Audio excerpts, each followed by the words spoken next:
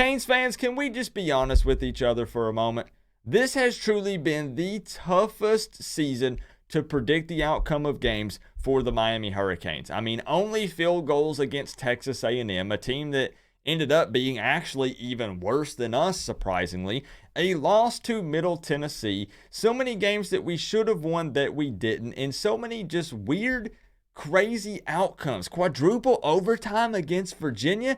Zero consistency. It is literally impossible to predict the outcome of a game for the Miami Hurricanes. It's always been tough, bro. But boy, this season has been an entirely different level. So what I'm going to do, I am absolutely going to give a score prediction for this video because it's what we do. But man, I am actually going to see what the Magic 8 Ball thinks about this game because it is truly that much of a toss-up. It could really go either way. So what I'm going to do is not look at the Magic 8 Ball's answer until I edit the video. So I'm going to go ahead and finish filming after this, give my score prediction, and not look at what the Magic 8 Ball says. Only you guys are going to see it. But we all know that to get a good answer, a true answer, the real answer out of a Magic 8 Ball, you have to shake it up, and you have to shake it up a lot. Otherwise, it's not going to give you the real answer. So with all that being said, let's ask it. Will the Miami Hurricanes beat the Pittsburgh Panthers this Saturday?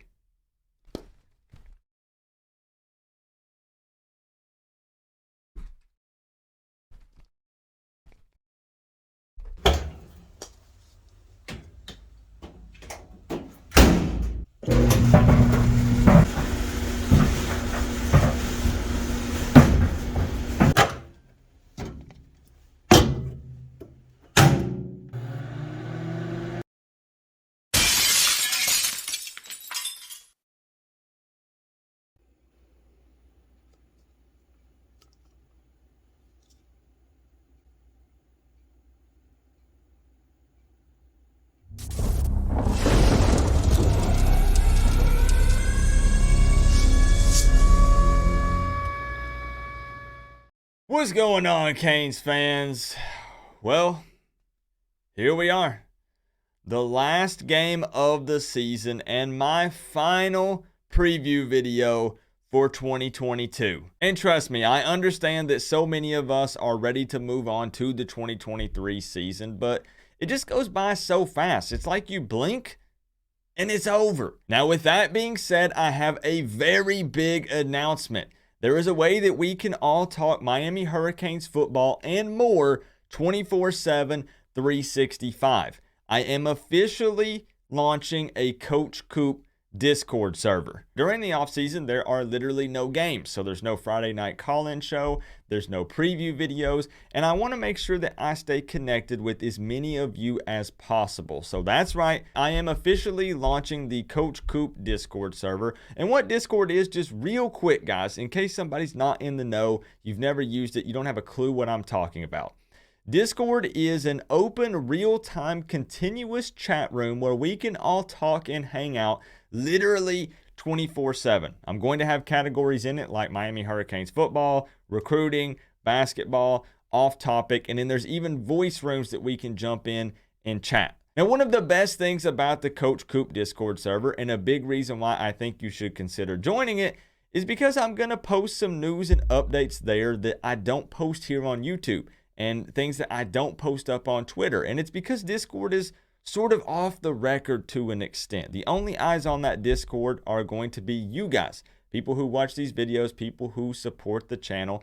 So I can drop some news and some updates that, you know, I'm just gonna, that I don't typically put up here on this platform. So you're definitely going to want to check it out. This is not an ad for Discord. I understand so many people don't know what it is. Discord is free. Just type in Discord. You can get it on your phone. You can get it on your computer.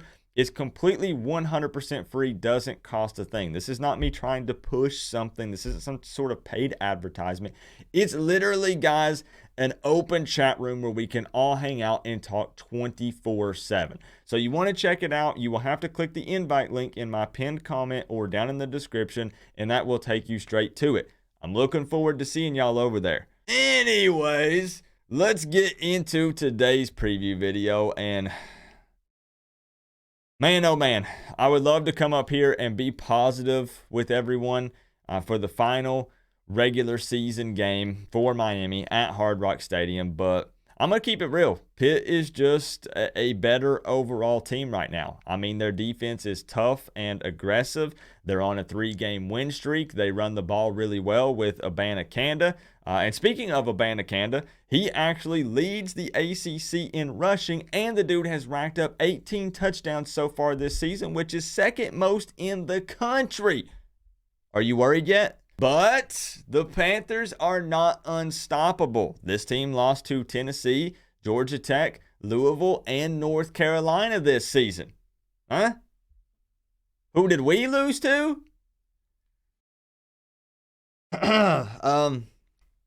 Moving on. What can I really say about the Canes, man? Are we going to fight for bowl eligibility or not? Also, there's rumors that Tyler Van Dyke might be starting this game, and I honestly don't know how I feel about it. I mean, if he's not 100%, I think it's a mistake to throw him out there. And even if you do put him out there, let's say he is 100%, I still don't know that he gives us our best chance to win this game. I don't know. You tell me. We have no answers. I'm going to stop there because your boy Coop is going to get heated. I feel my blood pressure rising, and this preview video, I'll just go on and on and on, bro. So let's jump over and take a brief look at the history between these two teams. Miami and Pitt have faced off 41 times in total, with the Canes leading the series 29-11.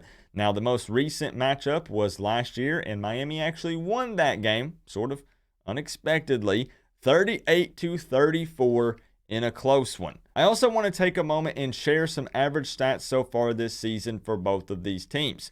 So far in 2022, average points per game for Pitt coming in at 30, Miami 24. Points allowed against them per game, Pitt 24, Miami 25. Average yards so far this season per game, Pitt coming in at 393, Miami 366. And yards allowed against them per game, Pitt 314 and Miami 364. Now listen, I swear this will be the quickest keys to a victory for both of these teams in the history of this channel. I'm going to try to keep it short, sweet, and to the point because I have a very exciting celebrity guest picker at the end of this thing. A guy that you do not want to miss, especially probably the tail end of the conversations with the guest picker. So let's jump through these really quick, and then let's get to our picks. Let's kick this thing off with Miami, and coming in at number 1, bring the house when Pitt punts. They've actually had 3 blocked punts this season, and the most by any team is 4. Number 2, we have to not miss on the easy opportunities. Remember that wide open Restrepo in our first offensive possession last week? Yeah, we got to make those happen. And lastly, play for the bowl game. For some of these guys, it could be the last game of their college career. I know most fans don't want a bowl, and understandably so, especially if it's the Toilet Bowl or the Charmin Bowl, but it does provide some valuable practices for the young guys. Next up, 3 keys to a victory for Pitt in this one, and coming in at number 1, just give running back Abanikanda the ball and watch him go to work. I hate to make one of these something that's super obvious because this one obviously is, but the dude has rushed for at least 100 yards in 8 games this season. Just feed him the ball and he'll take care of everything else. Number 2, play disciplined football. Pitt ranks 119th in the country in average penalties per game at 8. It is actually worse than Miami, which will surprise many of you. And lastly, honestly, just show up. Just show up, man. Yeah, that's the last key. And now it's time for everyone's favorite part of the video, or maybe it's just mine. You know, I've been doing this for 6 years, and I always say everyone's favorite part of the video, but what if it's really just Coop's favorite part of the video? What if nobody cares about the score prediction and pick, and everyone just turns off the video right now, and no one ever sees this part? Oh well. Anyways, before we give our picks and score predictions for this one, I have to, of course, mention the completely pointless, doesn't mean a thing, ESPN matchup predictor. They have Miami's win percentage chance coming into this one at 44.7% and Pitt at 55.3%. Now, Pitt is a 6.5 point favorite currently at the time of filming this video, and the over-under comes in at 43.5 points. So if you're a betting guy or a gal, do what you wish with that information. But anyways, man, I'm excited for this one. I'm really excited for this one. My special celebrity guest picker and our picks and score predictions for this game. Let's do this.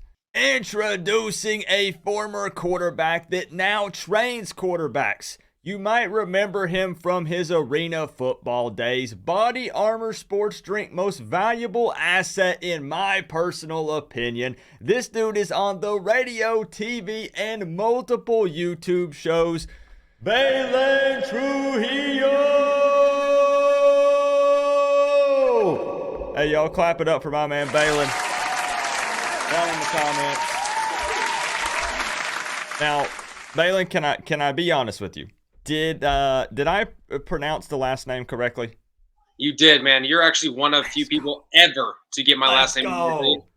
Spanish people know that the J is silent, but a lot of people that I meet don't know that. And so for those that don't know who I am or just now getting introduced to who I am, I'm actually Cuban. So my dad is Cuban. He was born and raised in Miami, Florida.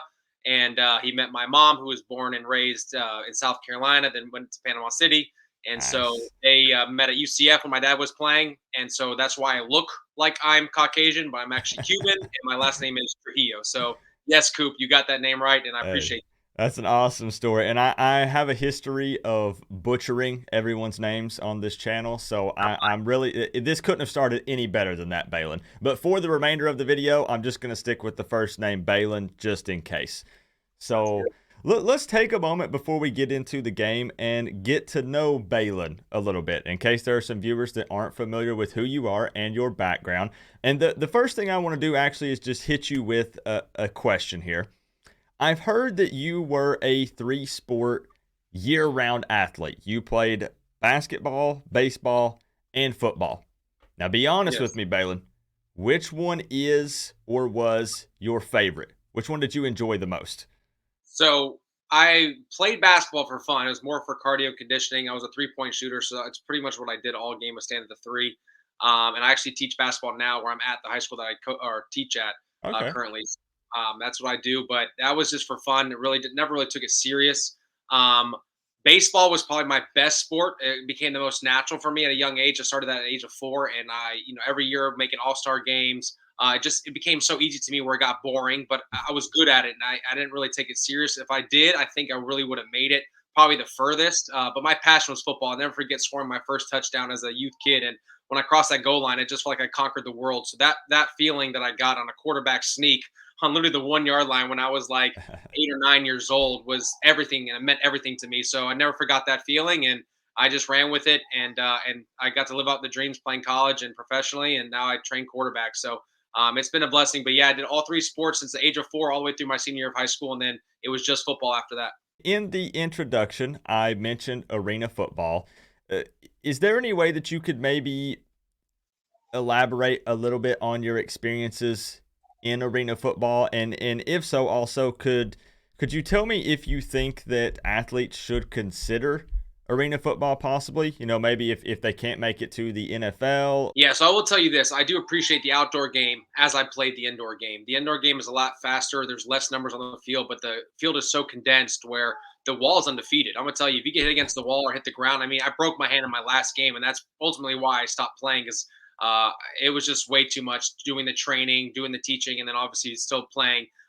My values in the kids right now, so I felt like, man, if I get a serious injury and I'm out for a while, like it wasn't worth it for me. But I got to play 3.5 years professionally in arena, and again, while you're playing in there and the game and the spacing is so much faster, again, you learn to really appreciate the outdoor game where there's way more space and way more ability to create plays, especially at the quarterback position. So Yeah, arena football is definitely a great avenue. It's still professional. So we had NFL scouts at our games. So we had a couple guys that I Yeah. played with going to the NFL.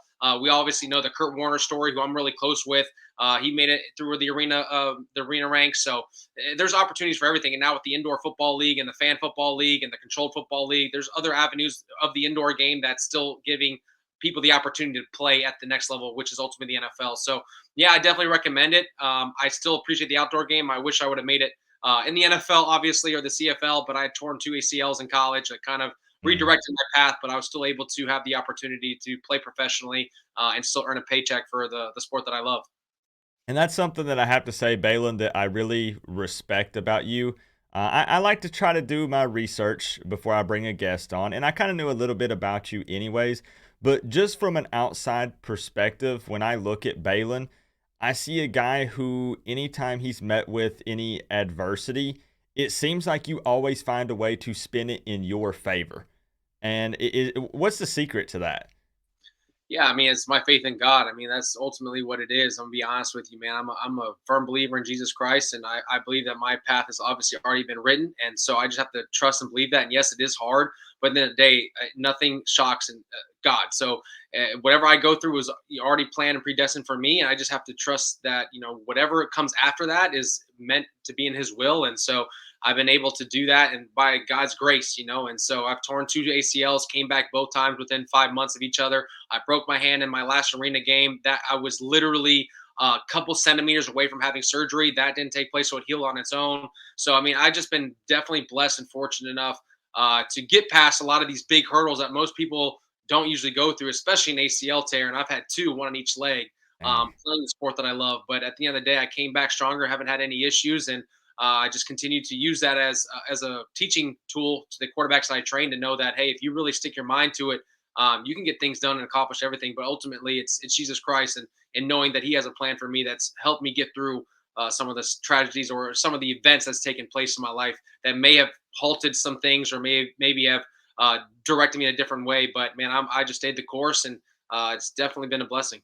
I absolutely love it. I am a big believer myself, and when you have that on your side, it really just changes your entire mindset when it comes to life in general. It makes things so much easier, and things aren't always easy when it comes to that. But man, again, the mindset, it changes your life. Now, I also want to ask you about your QB training business, Be True QB Training. If you could maybe explain to the viewers exactly what it is you do with that. And also, are there any big name QBs possibly that you've worked with? And by big name, I mean someone that the viewers, possibly might recognize. Yeah, so I've been doing my quarterback training business for about 8 years now. I started in late 2013 or early 2014, and then really went full speed within January 15 when I graduated college. And so I've been blessed enough to coach in the Elite 11, which is all the top quarterbacks across the country. I've been doing Okay. that for the last 4 years. I've been doing that in Miami and Orlando when they do the regionals here, and been able to again meet some of the top names in the game, like Justin Fields was, I think, the first camp I ever worked. He was there with Trevor Lawrence and stuff. So that was a really cool experience to be around those guys in Orlando, Joe Milton as well. And so that was cool. And then again, I've been able to do that, but through my personal training myself, guys that actually see me. Most fans are not going to like this one, but one of my most talented guys I've got to work with is actually DeAndre Francois. He played quarterback at Florida State. Kid was elite. I mean, he's definitely one of the most gifted athletes I've ever trained and still work with. He sometimes does my camps with me and stuff, so I bring him back and he helps me with quarterback trainings and stuff. But that kid's special, and he just got picked up by the XFL, so I'm really excited to see his Nice. journey. Also trained Woody Barrett, who was number one quarterback in the country at the time, committed to Auburn, ended up going to Kent State, finishing his career at UCF. He was a special talent. I trained Mackenzie Milton in the transition between UCF and Florida State in the summer before he got to Florida State. I trained him a couple of times. He also worked a camp of mine as well right before he took off to Florida State. Also, Quadri Jones, who plays at UCF, he was one of my first guys I ever trained, and I got to see him grow up and then compete at the highest level at UCF. Marvin Washington, who played at UConn, special guy. I think he's now at Davenport University, which is a Division II program, but he was actually named the starter at UConn right before he ended up. Some things happened and he transferred out. And then I got a bunch of local guys that make it to college. It's maybe not stepped on the big scene yet. But they're definitely up there. I train a guy that's local in Miami right now who's a 4-star quarterback, Davi Belfort. His dad's Vitor Belfort, so he's a big time Yeah. recruit. I've talked on multiple Kane podcasts about him and his recruitment with the Hurricanes, and obviously other big programs like Florida, Virginia Tech, Penn State, Michigan State, stuff like that. So he's a big time prospect coming up. I have a lot of young guys I train right now in the 2026 class that I believe are going to be Power Five. Even just today, funny that we mentioned this. Coach Ponce followed a quarterback that I trained, freshman quarterback named Noah Grubbs. He's a freshman at Lake Mary, and they just beat the number one team, arguably in my opinion, in the state in the four class and Seminole. So he beat them last week, so they're still in the playoffs. And he's only a freshman at 6'4", 200. So Coach Ponce literally followed him today, and I have a really good relationship with Coach Ponce and Coach Lindsay at UCF and Coach Dearman at FAU and Coach Tokar's at FSU. So I have a bunch of good relationships with a bunch of Florida quarterback coaches per se for college. So get these guys some looks. But yeah, man, I've been fortunate and blessed enough to train some top tier level athletes and quarterbacks that's played at the highest level. It's just been a blessing, man. So definitely something that I love. And it was funny because I was actually in somewhat of a little competition with Malik Rozier. He was in Orlando for a small stint. Now he's in Tampa. I tried to connect with him a couple of times. I even reached out to him on social media to see if I can help him in any way to jumpstart his quarterback training business, because I know he just partnered with QB Country. Mm-hmm. He just moved out to Tampa. So in my opinion, I don't really have competition. I believe in what I do and the system that I do. And I have trained over 220 Central Florida athletes alone at the quarterback position over the last 8 years. And currently had a camp this morning for Thanksgiving, had over 50 quarterbacks show up for a 2-hour training. So it's definitely been a blessing. And it's, again, all glory to God. It's nothing that I'm doing. It's just I'm doing his will by doing things that I have passion about. And where I got my passion for quarterback training was how I felt at USF, because I was not highly recruited, but I had like 8 scholarship offers to play college football, and ultimately chose to go to USF after Peter Boss had reached out to my parents on the way to another official visit, which was funny. But when I got there, obviously in high school at the time, and when I graduated in 2010 at Oak Ridge High School, I thought that having a strong arm was what was going to get me to the highest level, and which did. But I'm talking about superseding that and actually having a good career in college and going to the NFL. And sure enough, Coach Peter Voss puts me up on the board, and I didn't really know anything about football. I didn't know coverages. I didn't know schemes and blitz alignments and stuff like that. And I'm like, whoa! So it kind of caught me off guard. And I just remember how I felt as a freshman getting put on the spot like that in front of the other quarterbacks. And so how I felt. So that's where my passion comes. So now I want to make sure that every kid that I train never feels like that and is actually prepared to go into college and actually compete and try to earn the starting job as a true freshman. So that's where a lot of my passion comes from, and that's why I do what I do every day. I have to say, mind blown, Baylen. I was expecting like one name, maybe 2 names, and you're popping off this guy, that guy. And like you said, I know people are going to, recognize the Francois name. And I think that sometimes people have to understand, man, that we let our Canes pride kind of get in the way when at the end of the day, I want all these guys to succeed. They're human, they're athletes, and we want them to do well. Now, they're enemies on game day, of course, but otherwise, outside of that, we want to see these guys succeed. Now, I do have to ask you, we also talked about the body armor sponsorship, and then there's another one we're going to talk about as well briefly in just a moment. Is body armor the best sports drink out there, Baylen? That's not even a question. We all know it is. I mean, it's definitely taken over. Now you're seeing it not only in sports, but now you're seeing it in combat sports like MMA and UFC and stuff. True.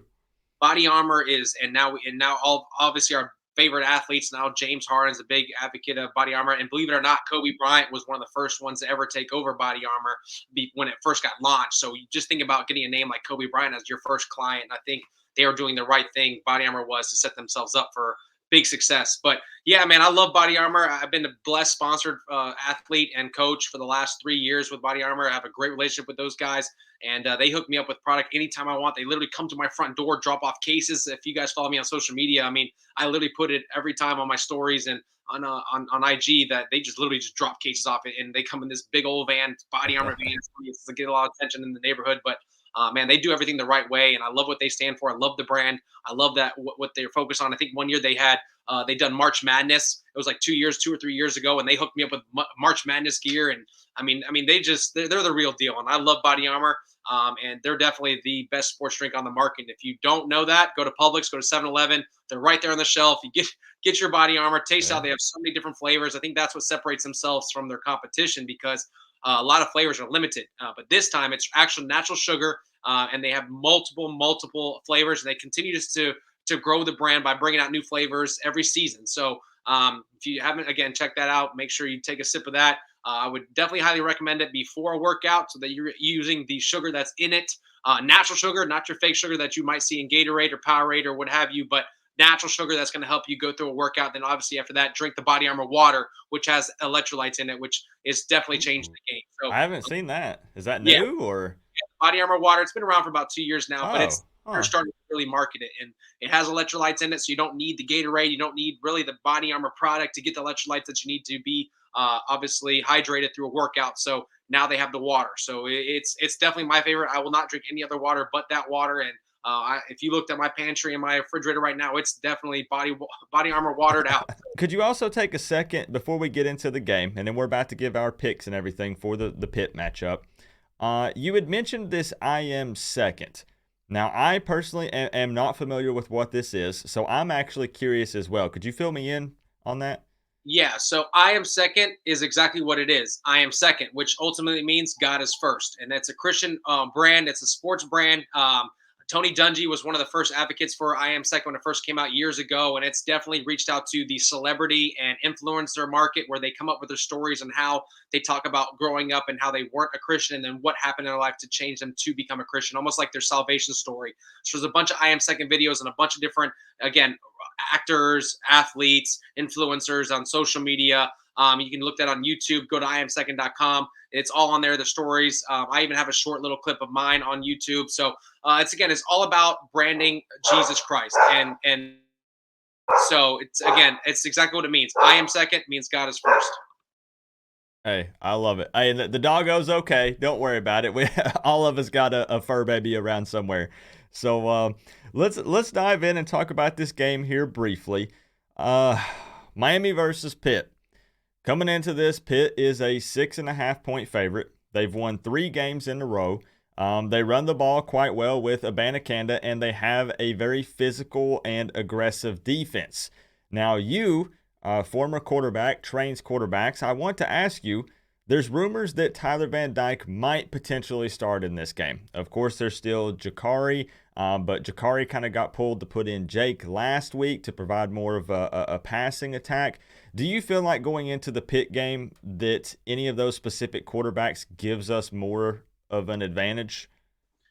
Man, this is a great topic. I love this topic. I believe that quarterback is honestly our weakest point of our football team. And it's sad to say. And I've been watching it. And again, everybody was on the Tyler Van Dyke hype train. Mm-hmm. I was too with Rhett Lashley. And I do not believe Josh Gaddis was the answer for Tyler Van Dyke. And it just proves it. And unfortunately for Tyler, who's a spread guy, he's not really an RPO guy. He's not an inside zone type of guy. He is a spread quarterback, which is why we saw him have success last year in six straight 300-yard games, lighting it up. Because what does Rhett Lashley do? He spreads the ball around. He's a high-tempo guy, and that's exactly what benefits Tyler Van Dyke. We are not that anymore. We are a run-heavy guy or a run-heavy offense where we're going to do the RPO look, but we're going to hand it off like 90% of the time, and Tyler doesn't give us any threat or the defense any threat with his legs, and that's hurting us because that's not going to be successful in Josh Gaddis' offense. Now, when you put it in a Jacurri Brown, I believe, honestly, I don't even think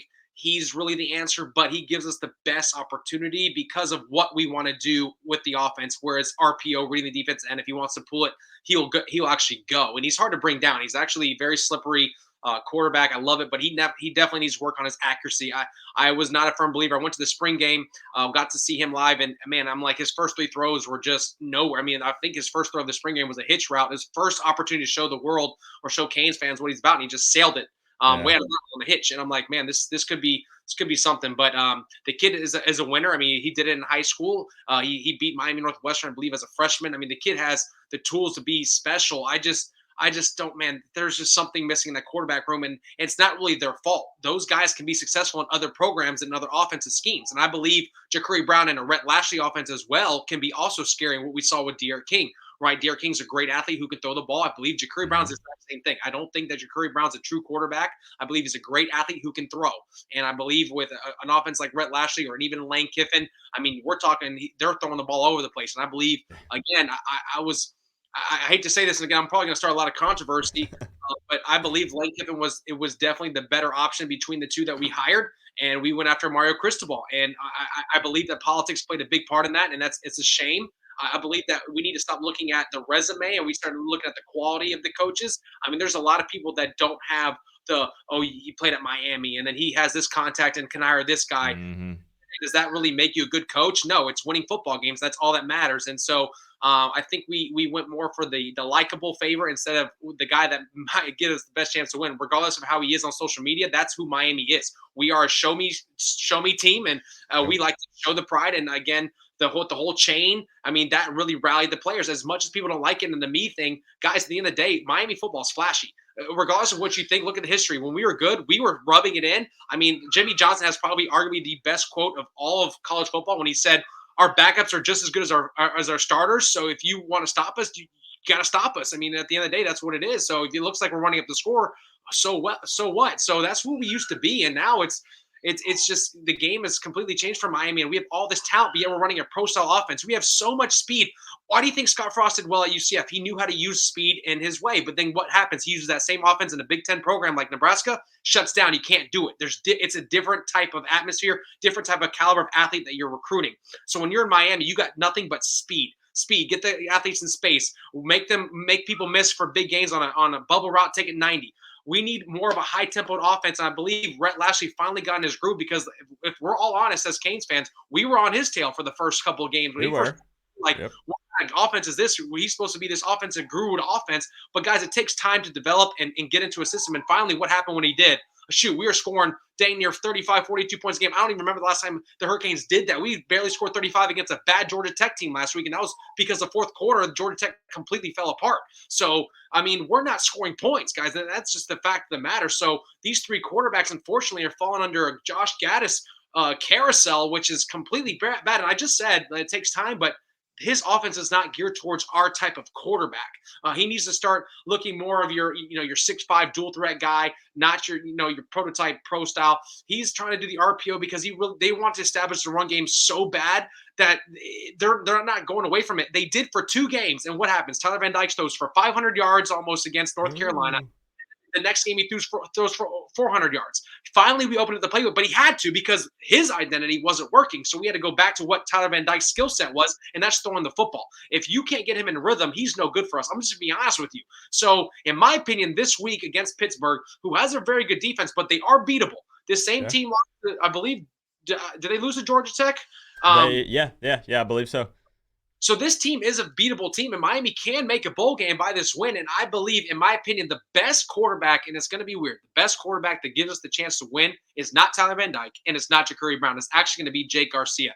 And I say the composure that he had coming into a Clemson game. And yes, mind you, our offensive line is terrible, and it's not really to their fault. It's only because we have lack of injury. We have injuries. They're everywhere on the offensive line. So a lot of people are playing that not naturally in their position. Some are centers playing guards. Some are guards playing centers. Some tackles are natural guards. So it's like it's a mix.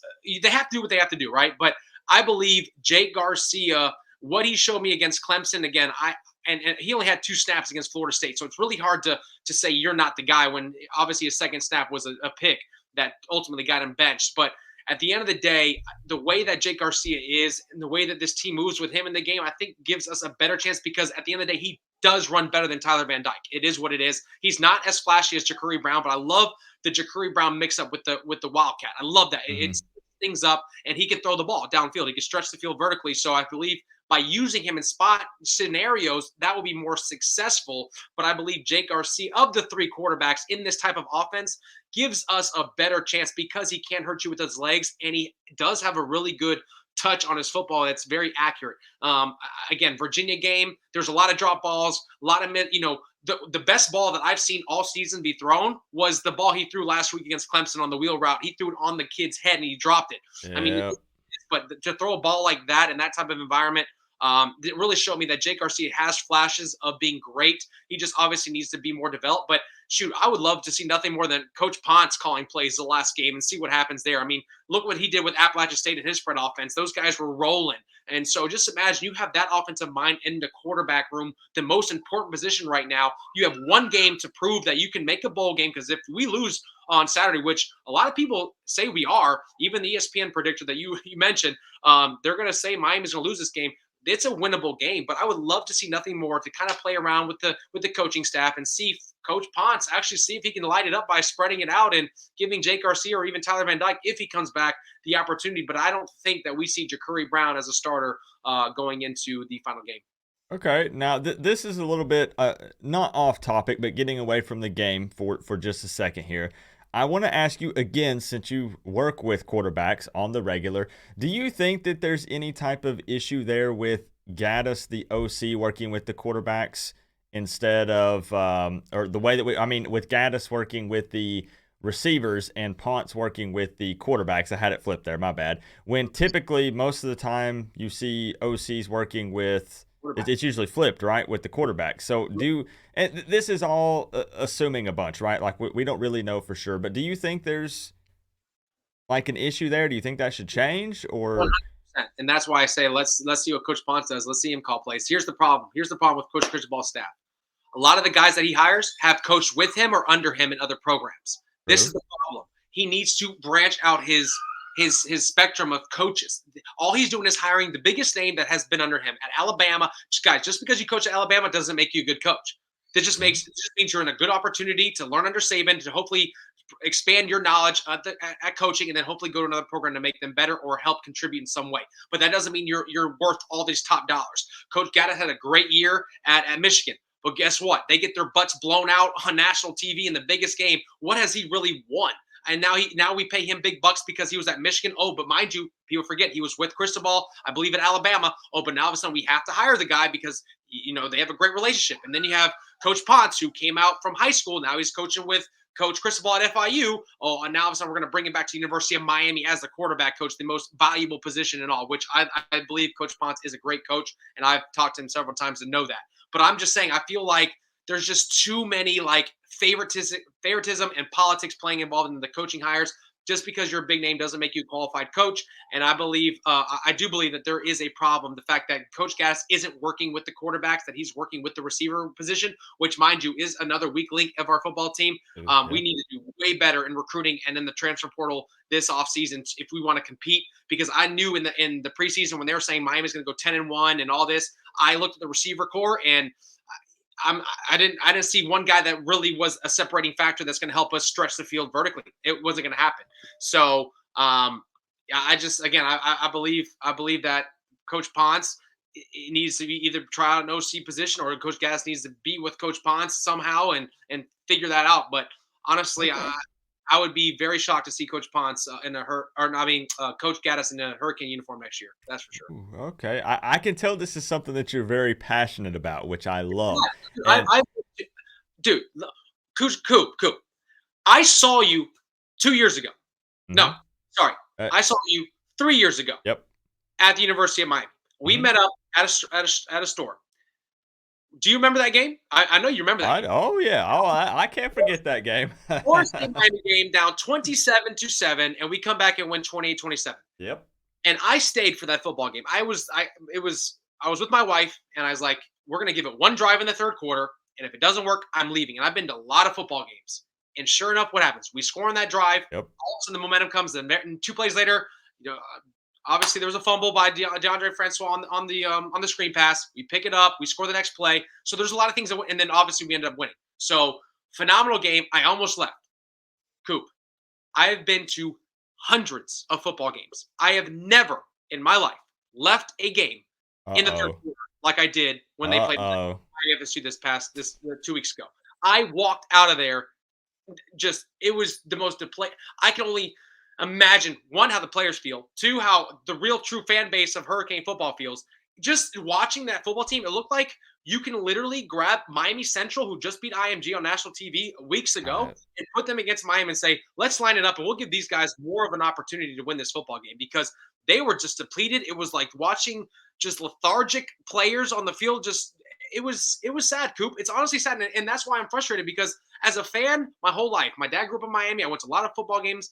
That's all I knew was Hurricane football. There was days where I would want to skip school after Miami lost because of all the trash I would talk during the week, and then I have to see my friends that week. And it was rare because Miami was good back when I was growing up. But now it's just a shame. And to see that we're projected Heisman Trophy winner, 10-2, 11-1, ACC title, and then all of a sudden go 5-6 and on the verge of not making a bowl game, like that, with the coaching staff that supposedly looks great on paper. You know what they should call the Hurricanes right now? Paper champions, because we look the part on paper. What are we putting on the field?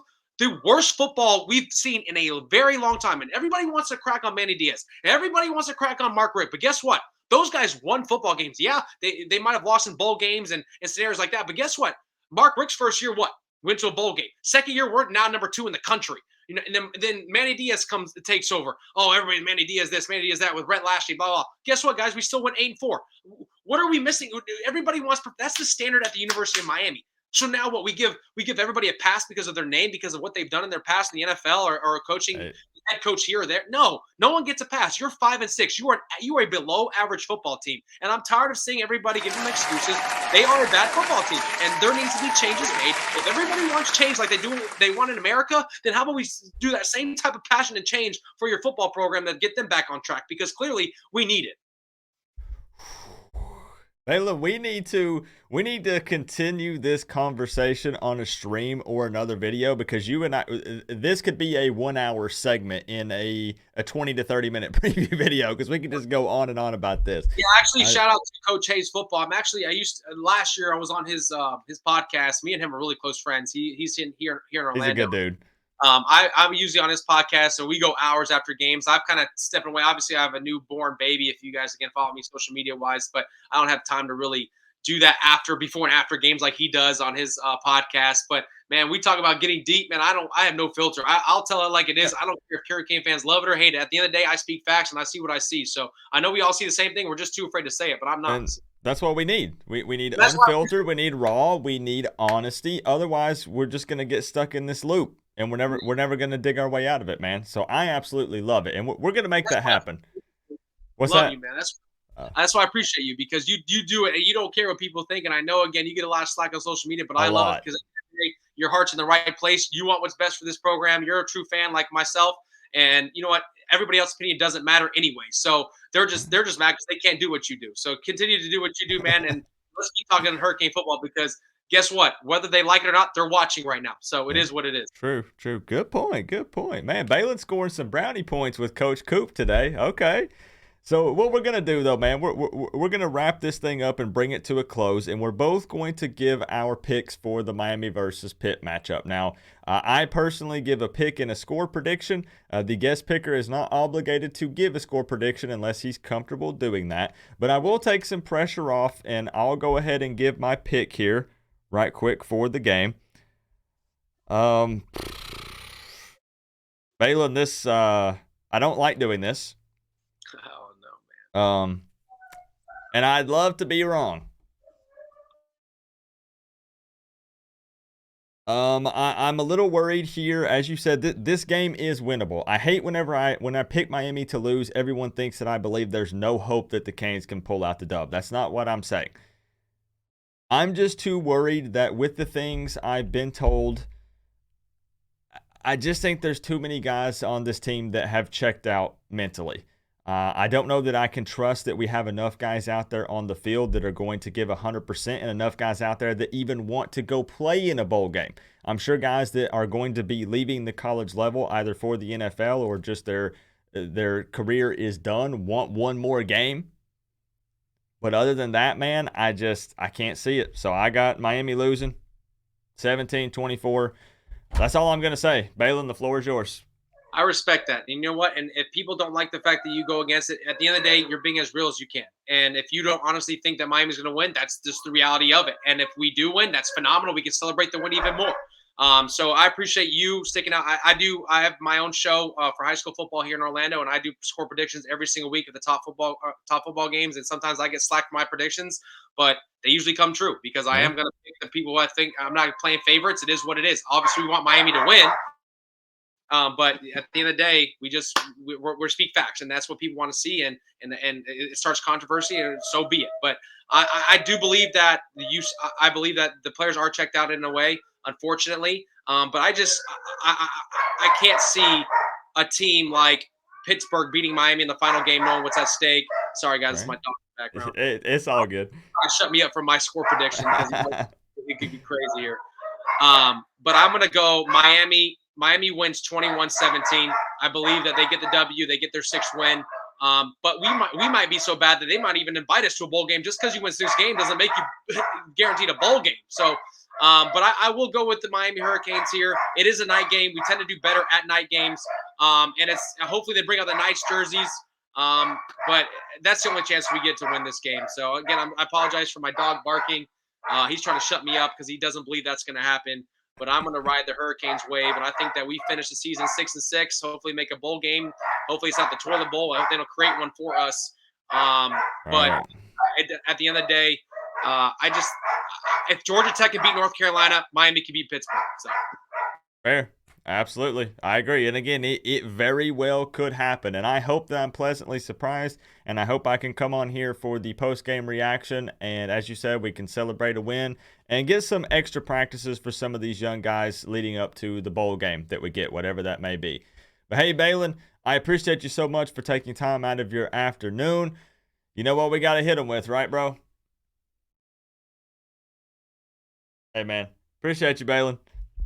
no doubt, man. I appreciate you having me on the show. Keep doing what you're doing, Coop, because at the end of the day, your heart's in the right place, man. And you're a true Canes fan, and we all appreciate you, man, what you do every single week. And I love watching your videos. I literally watch it every single week. So it's truly an honor to be a part of it now. Hey, much love, Baylen. Go Canes.